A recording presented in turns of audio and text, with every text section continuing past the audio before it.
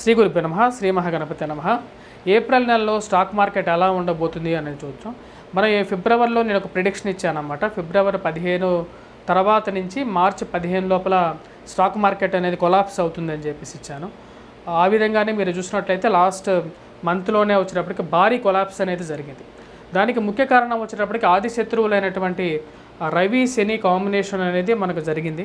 అదేవిధంగా మనం ఇంకా కొన్ని ప్రిడిక్షన్స్ ఇచ్చామన్నమాట. మనకు సౌత్ ఈస్ట్ ఏషియాలో వచ్చేటప్పటికి ఈ యొక్క వార్ ఎక్విప్మెంట్ మరియు అదేవిధంగా వార్ వైజ్గా వచ్చేటప్పటికి కొంచెం మొబిలిటీ అనేది ఎక్కువగా ఉంటుంది అనేది అదేవిధంగా కూడా ఇప్పుడు జరుగుతున్నది. మనం చూసినట్లయితే మీకు సౌత్ ఈస్ట్ ఏషియాలో బర్మా మరియు అది మయన్మార్, దాంతోపాటు ఈ చైనా, పాకిస్తాన్ ఇటువైపు ఎక్కువగా మూమెంట్ అనేది జరుగుతుంది. కొత్త అధ్యక్ష ఎన్నికలు కూడా జరగడం జరిగింది పాకిస్తాన్లో గవర్నమెంట్ అనేది కొలాప్స్ అవుతున్నది.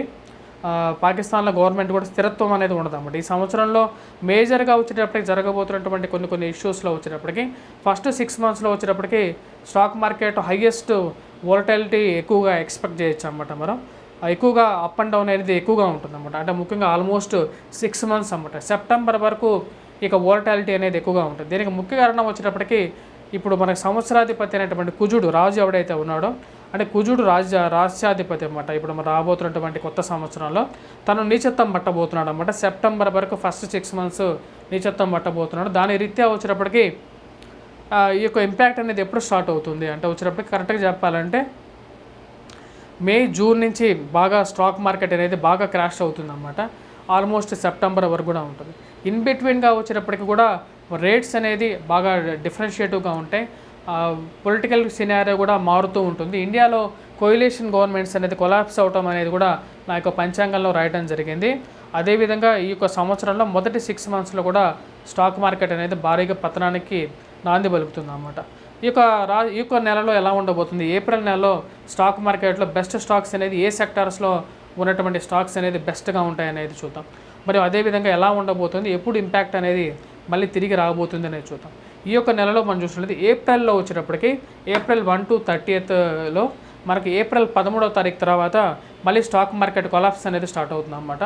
ఒక భారీ కుదుపు అనేది రాబోతుంది. గురు మోడ్యమంలోకి వెళ్ళబోతున్నాడు. ఈసారి ఇంపాక్ట్ అనేది ఎలా ఉండబోతున్నది అంటే మోర్ ఆర్ లెస్ ఎలా వచ్చేటప్పటికి ఈస్టర్న్ సైడ్ ఆఫ్ ద కంట్రీలో ఒక ఘర్షణ పూర్వితమైనటువంటి వాతావరణం అనేది జరుగుతుంది అన్నమాట. అంటే మొన్న జరిగింది వచ్చేటప్పటికి ఎగ్జాక్ట్గా చెప్పాలి అంటే మనకు almost north side of the కంట్రీలో జరిగిందనమాట. అంటే towards in the head of the రీజన్లో జరిగింది. ఈసారి వచ్చేటప్పటికి మనకు జరగబోతుంది ఢిల్లీలో జరిగినటువంటి ఘర్షణ పూర్వితమైనటువంటి వాతావరణం జరిగింది. నెక్స్ట్ జరగబోతున్న వచ్చేటప్పటికి ఈస్ట్ సైడ్ ఆఫ్ ద కంట్రీలో ఏప్రిల్ 13వ తారీఖు నుంచి ఒక 1 month గ్యాప్ రీజియన్లో జరగబోతున్నటువంటి మేజర్ ఇంపాక్ట్ అనేది జరుగుతుందన్నమాట. ఇది సంథింగ్ లైక్ క్లైమాటికల్ ప్రాబ్లంగా జరుగుతుంది. అదేవిధంగా ఫుడ్ గ్రెయిన్స్ మీద కూడా దీని ఎఫెక్ట్ అనేది ఉంటుందన్నమాట. అంటే మనం ఇప్పుడు సౌత్ సైడ్లో ఎలాగైతే ఉన్నామో మన నార్త్, అదేవిధంగా ఈస్ట్ సైడ్ జరుగుతుందన్నమాట. అంటే నార్త్ ఈస్ట్ సైడ్లో ఈస్ట్ వైపు కొంచెం ప్రాబ్లమాటిక్ కండిషన్ జరుగుతుంది. దాని ఇంపాక్ట్ అనేది కూడా ఈసారి కొద్దిగా ప్రాబ్లమాటిక్గా ఉంటుంది. ఇప్పుడు అదేవిధంగా వచ్చేటప్పటికి ఇప్పుడు ఓవరాల్గా 13వ తారీఖు నుంచి మార్కెట్ అనేది స్తబ్దుగా ఉంటుందన్నమాట. ఏప్రిల్ మంత్ మొత్తం ఆల్మోస్ట్ బిలో మార్జిన్గా ట్రేడ్ అవుతుంటుంది మార్కెట్. అదేవిధంగా మధ్యలో 13వ తారీఖు నుంచి మళ్ళీ ఒకసారి కుదుపు రావడానికి ఆస్కారం అనేది ఉంది. వోలటాలిటీ అనేది ఆల్మోస్ట్ 6 months అనేది కంటిన్యూ అవుతుంది.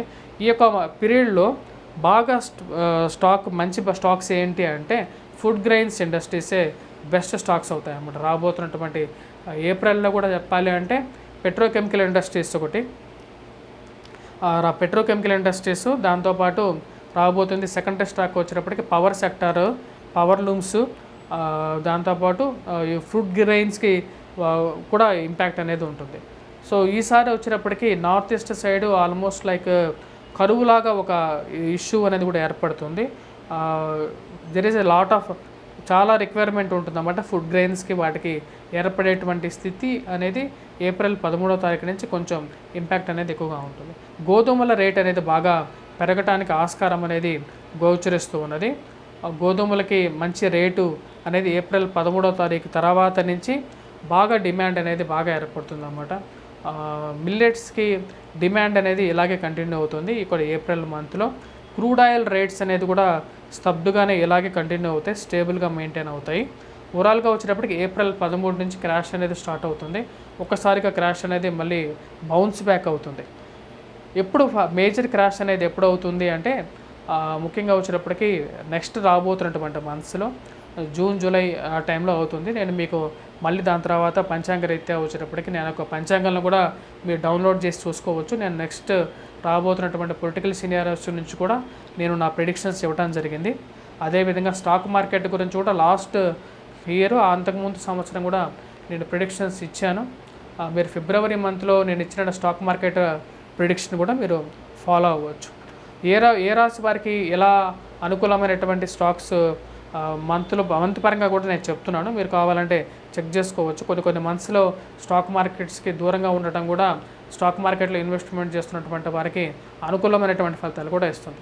Please do subscribe and share.